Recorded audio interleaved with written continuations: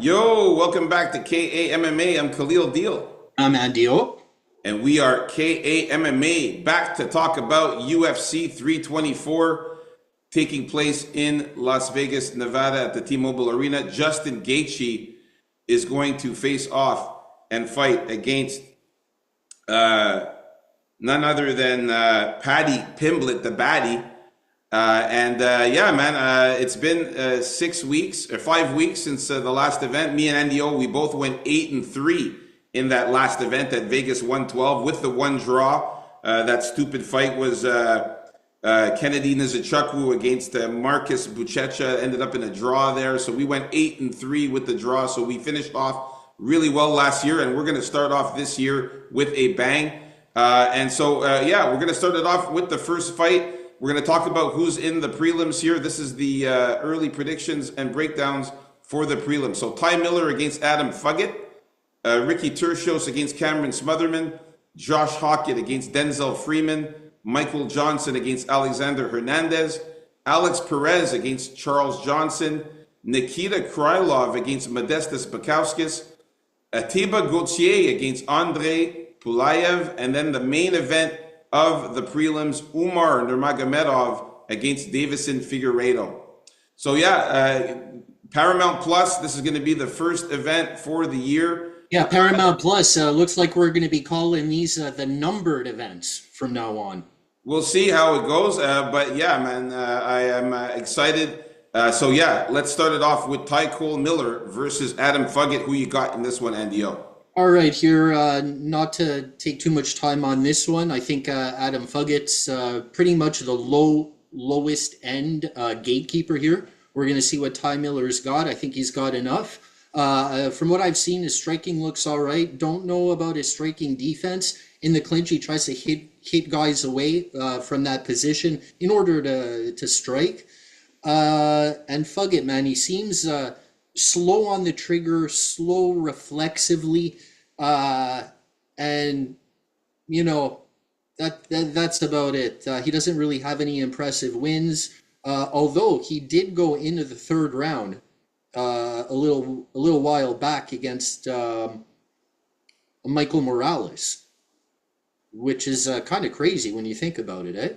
Yeah, he's good, Michael Morales. And you can say the only win of any note at all is Josh Quinlan, but I don't think Quinlan is that good at all. I don't know about you, the real deal. So here I'm going to go with Ty Miller by knockout or decision.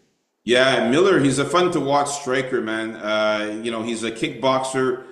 He fights out of Fit NHB, where they have a lot of good fighters coming out of there. He's a very accurate striker. He's got good power and volume. He racks up damage pretty quickly. 2 of his 5 wins, as well as a pro boxing match, they came by way of knockout. He does have lethal strikes. He's a big, tall, long welterweight. He uses his size very well and his length. He establishes distance. He's able to fight effectively at range. He's tough to get inside of, like especially for guys trying to force the grappling. He's a very good tactical fighter. Adam Fuggett, he's gritty. He's a wrestling-based fighter. He grinds his opponents with takedowns and ground and pound. He's got Muay Thai kicks, but he often struggles with defensive striking. He keeps his hands low. He telegraphs his attacks. He's a forward-pressing fighter, and he tries to wear down his opponents against the fence and control the fight. I don't think he's going to get this job done here against Ty Miller. I think Ty Miller is a way better fighter. Give me Ty Miller as well by knockout or decision. All right, so me and Andio in agreement with the first fight of the prelims. Next fight, we got Ricky Tercios against Cameron Smotherman. For this one here, man, Ricky Tercios, he's a well-rounded fighter. He's got combinations of boxing and kicks. He's got some grappling, effective BJJ and wrestling. He's a black belt in both Taekwondo and Brazilian Jiu-Jitsu. He's got an aggressive pressure. He relies on his cardio, his warrior spirit as well. He uses punches, a good jab, overhand. He's got good kicks to the head.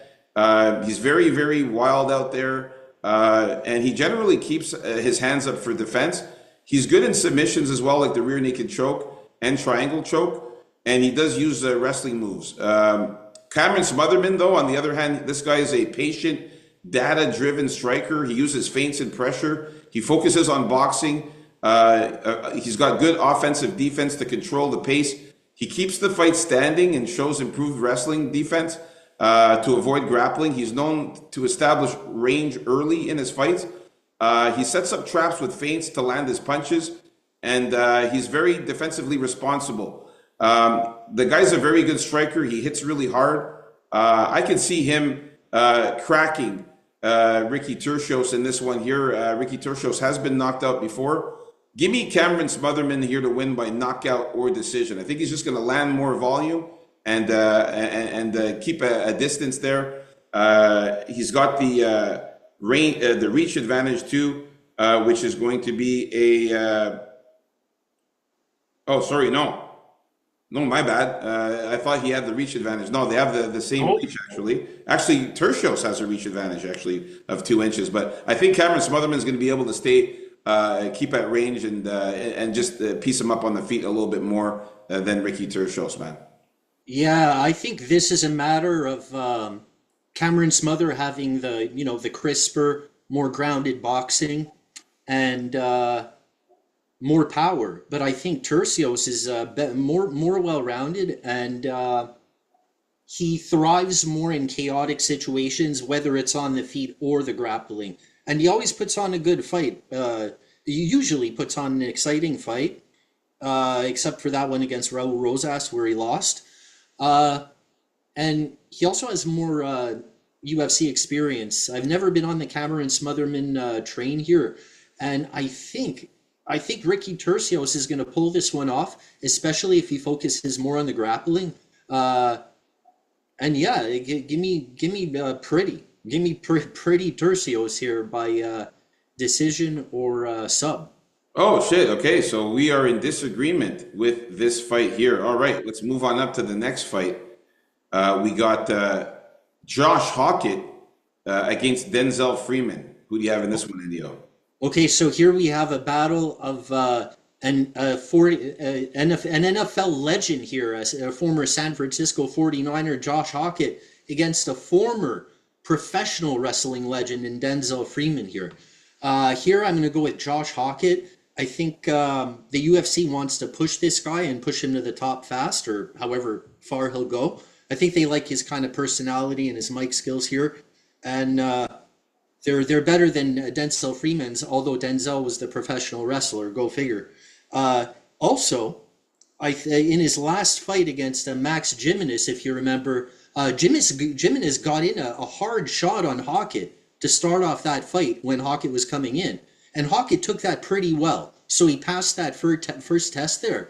On the flip side, Denzel Freeman, he looked pretty shitty. I think it's everyone feels he did not perform very well, looked like absolute garbage.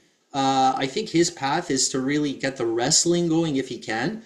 Obviously, he's a big guy too. If he hits him with a nice clean shot, he does have power. But I think Josh Hockett gets it done at some point with a knockout. Yeah, man, Josh Hockett, man, this guy's fighting style, it's a very grappling heavy, wrestling based fighting style. He was a two-time All-Star wrestler as well in college. He uses his wrestling and grappling to secure submissions. Like you said, his background in football, he likely contributes to his physical strength and power. His primary foundation in his college wrestling career was to get his opponents down and control them and take them down. He has a high finishing rate, as you can see here. Out of his 7 wins, it's all finishes, 4 knockouts, 3 subs. He does have good submissions like an arm bar, arm triangle, and a rear naked choke. Denzel Freeman, this guy is also a bit of a wrestler. He learned his time at the WWE. He was recruited to work for the WWE. He wrestled for a little while there, and he got into the Marines after that. And he was training the Marines at the Marine Corps. And he trained in Brazilian Jiu-Jitsu and mixed different martial arts. His wrestling is not bad, but he didn't look really good against Marek Bujlo in that last fight. Didn't impress me at all there. It could have been a little case of the first fight blues at the same time. Could be, but I also noticed that he wears glasses, and then when he was in the cage, he didn't have his glasses on. Obviously, you can't wear glasses in the cage, so I don't think his eyesight was too good. Well, you got contacts for that, if for sure. Hey, who knows? But he didn't look like he looked like he was not like he couldn't see very well out there. Give me Josh Hockett to get the win here. I think he finishes Denzel Freeman by knockout or submission. That's a good observation. If you found he couldn't see very well, because man, if that's true, that's a good call. Yeah, he looked like he was lost out there. Well, He didn't look Charles Oliveira said he was pretty much blind, like throughout the first half of his career until he got some sort of corrective surgery, there right? you go. And he did halfway decent. And Bisping, as it turns out, fought the last 8 fights of his career with a fake eye. There you go. And used to fake the tests. And you know how this guy did it? He memorized the sheets that they test the strength of your eye with the letters. Unbelievable, eh? Memorized that, so he faked it all on one eye. And it led me to believe, I can't believe they don't change those charts around. That's crazy, man. So yeah, Josh Hockett all the way here. Me and NDO in agreement. All right, next fight we got Michael Johnson against Alexander Hernandez. For this one here, man, Michael Johnson, getting up there in age, he's almost 40 years old. He's got 24 wins, 19 losses. Those losses come from somewhere. Look, he's been having a resurgence as of late. I'm not really buying into it, though. I mean, the fights that he did win are against some decent fighters. I mean, Daniel Zellhuber was his best fight there, that last one. But bro, that was great. Otman Azaitar, Darius Flowers. He lost to Diego Ferreira. Look, Michael Johnson, he's got some good wrestling base. He's fast. He's got some slick striking, very quick hands, good footwork. He switches stance a lot, often southpaw. He's got effective body attacks with kicks, punches, and to set up combinations. Alexander Hernandez, he's very aggressive. He's a well-rounded fighter. He's a black belt in Brazilian Jiu-Jitsu. He's a way better wrestler and grappler and submission specialist than Michael Johnson. He's got a very strong wrestling background. He incorporates powerful striking. He can hit very hard and get knockouts, and you can see that Michael Johnson's been knocked out before. I'm going to go with Alexander Hernandez. I got some MMA math for you guys here. Alexander Hernandez, in his last fight, he knocked out Diego Ferreira. And Michael Johnson lost by knockout to Diego Ferreira. So that's some MMA math for you there. So yeah, give me Alexander Hernandez to win this one by knockout or decision. No MMA math works when you're talking Michael Johnson. And, I don't think I've ever done this, at least not in recent memory. I'm going to go with Michael Johnson on this one. He's been on a tear now. I'm sure we're looking for the last title run for Michael Johnson. I'm sure he believes it too, and that's good. Alexander Hernandez, the great ape here, looking all right himself lately, but his striking, man, I find he's very square. And Michael Johnson just has better movement and better combos. And I think he's going to be able to fend off the takedowns of Alexander Hernandez. Hernandez, upon failing a few of those, is going to get tired, has been a problem in the past. Not so much lately, but I think the menace here is going to bring that out again. And I think Michael Johnson is going to get a decision here or possibly a knockout. Now, anything can happen. With zero confidence, it's Michael Johnson. But I'm picking him here.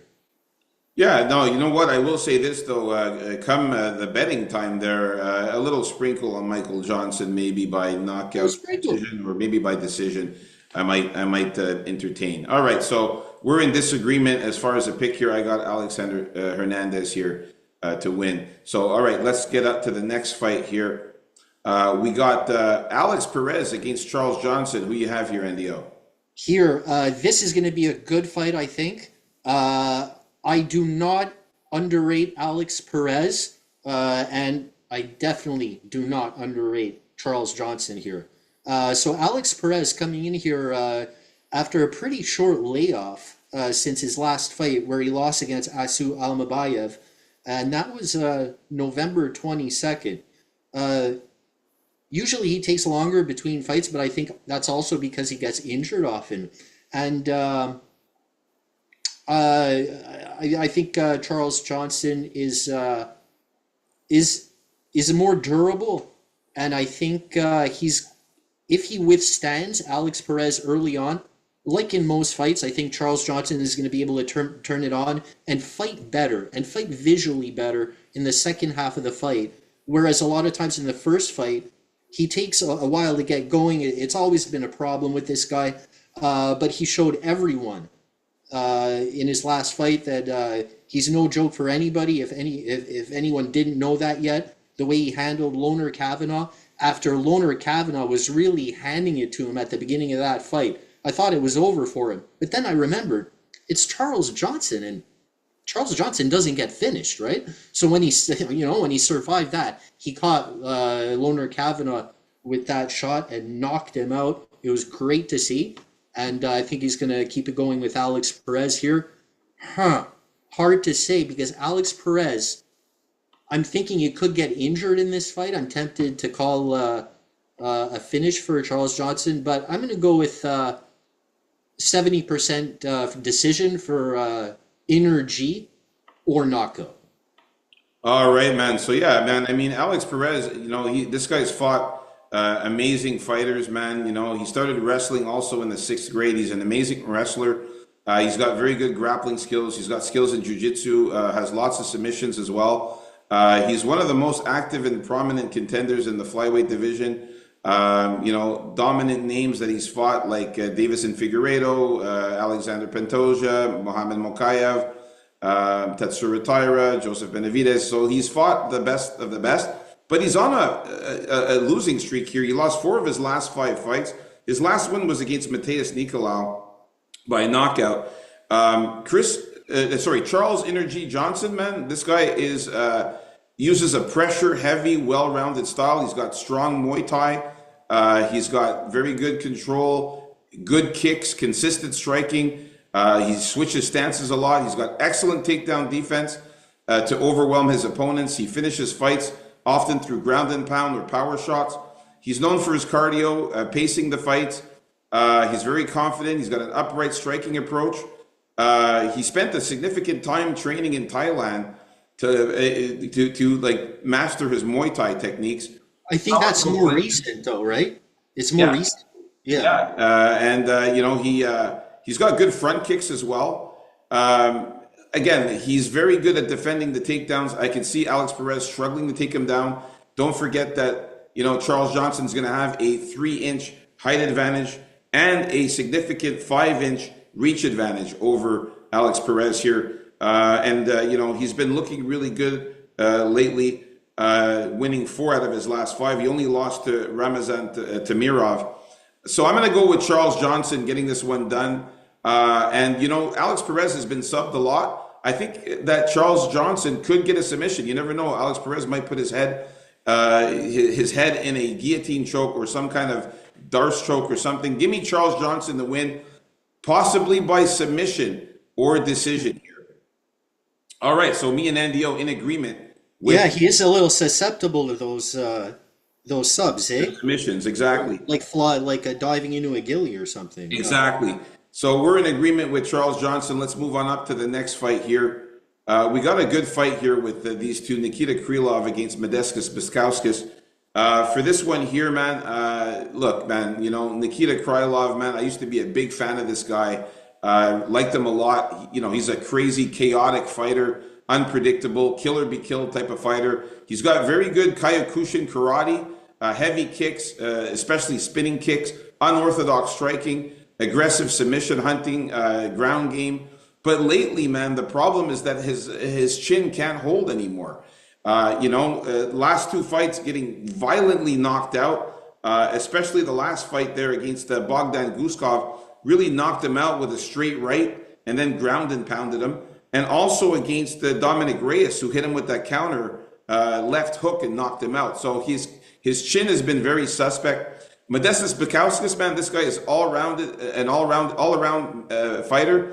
Very versatile, aggressive striking. He's also chaotic and explosive as well. He mixes in the takedowns. He's a purple belt in Brazilian Jiu-Jitsu and a black belt in GCSD. And his style is sometimes described as erratic but very effective.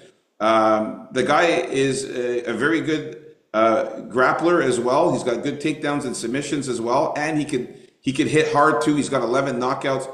I think he actually catches Krylov again in this one, man, and unfortunately he will win this one by knockout or decision. So give me Modestas Bukauskas. Just can't trust the chin of Nikita anymore, man. Give me Modestas Bukauskas by knockout or decision. Yeah, this is a case of one guy going up and one guy going down, I think. Modestas has looked good lately. I think in order to win, he has to just not play Krylov's game. You're not looking at a guy that's going to, play it slow in there and wait for the right shot or anything like that with Krylov. So it's easier said than done not to get sucked into that at least right away. But be defensive and then, Krylov leaves a lot of openings. Wait until he misses or something wild, and then capitalize on that. I think for Bukauskas, get some combinations going. Unlike Krylov, who's going to be only power shots, and give me a nice blend of kicks. Give me some body work, and I think Modestas should win this one by decision, if not knockout. All right, so we're in agreement with Modestas Bukauskas here in this one. All right, moving on up to the next fight here. We got Ateba Abega Gauthier against Andre Pulayev.